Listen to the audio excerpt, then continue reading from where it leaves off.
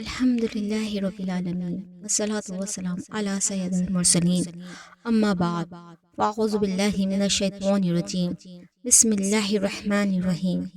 حضرت سیدنا عبداللہ بن علی جوزی رحمۃ اللہ نے ایک دلچسپ سبق آزمودہ حکایت نقل کی ہے کہ کسی گھر میں ایک عجیب اور غریب ناگن رہتی تھی جو روزانہ سونے کا ایک انڈا دیا کرتی تھی۔ گھر کا مالک مفت کی دولت ملنے پر بہت خوش تھا۔ اس نے گھر والوں کو تاکید کر رکھی تھی کہ وہ بات کسی کو نہ بتائے۔ کئی ماہ تک یہ سلسلہ یوں ہی چلتا رہا۔ ایک دن ناگن اپنے بل سے نکلی اور ان کی بکری کو ڈسا۔ اس کا زہر اس قدر جان لیوا تھا کہ دیکھتے ہی دیکھتے بکری کی موت واقع ہو گئی۔ یہ دیکھ کر گھر والوں کو بڑا طیش آیا اور وہ ناگن کو ڈھونڈنے لگے تاکہ اسے مار سکیں، مگر اس شخص نے یہ کہہ کر انہیں ٹھنڈا کر دیا کہ ہمیں ناگن سے ملنے والے سونے کے انڈے کا نفع بکری کی قیمت سے کہیں زیادہ ہے، لہٰذا پریشان ہونے کی ضرورت نہیں۔ کچھ عرصہ بعد ناگن نے ان کے پالتو گدھے کو بھی ڈس لیا جو فوراً ہی مر گیا۔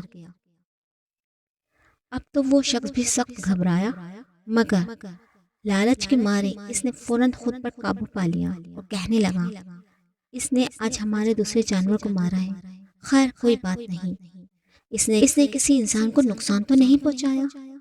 گھر والے چپ رہے۔ اس کے بعد 2 سال کا عرصہ گزر گیا، مگر ناگن نے کسی کو نہیں ڈسا۔ اہل خانہ بھی اپنے جانوروں کے نقصان کو بھول گئے۔ پھر ایک دن ناگن نے ان کے غلام کو ڈسا۔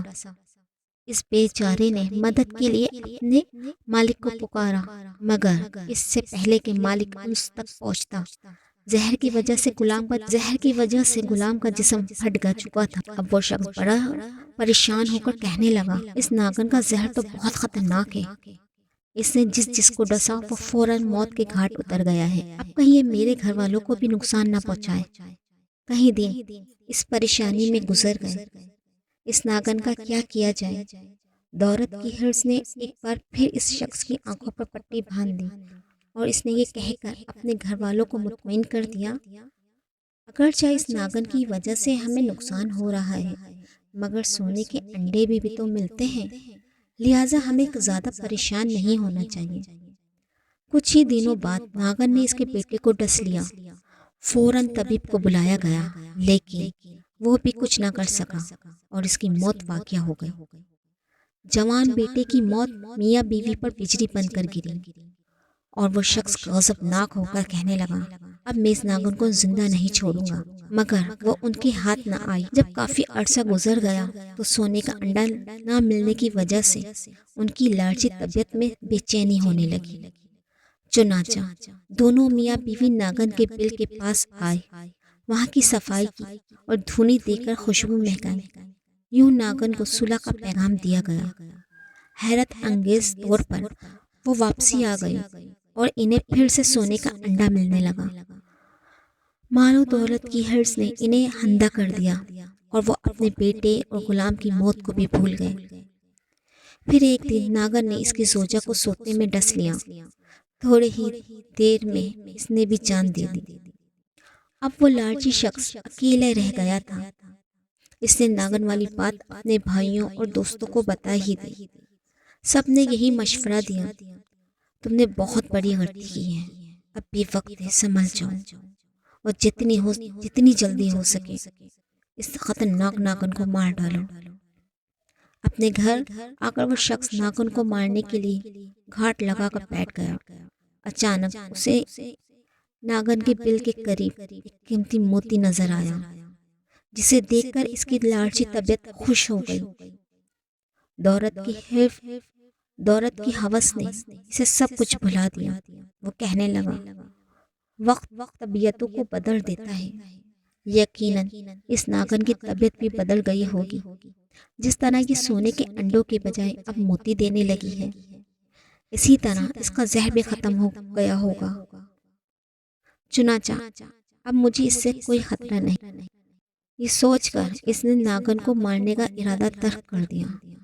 روزانہ ایک قیمتی موتی ملنے پر وہ لالچی شخص بہت خوش رہنے لگا اور ناگن کی پرانی دھوکہ بازی کو بھول گیا۔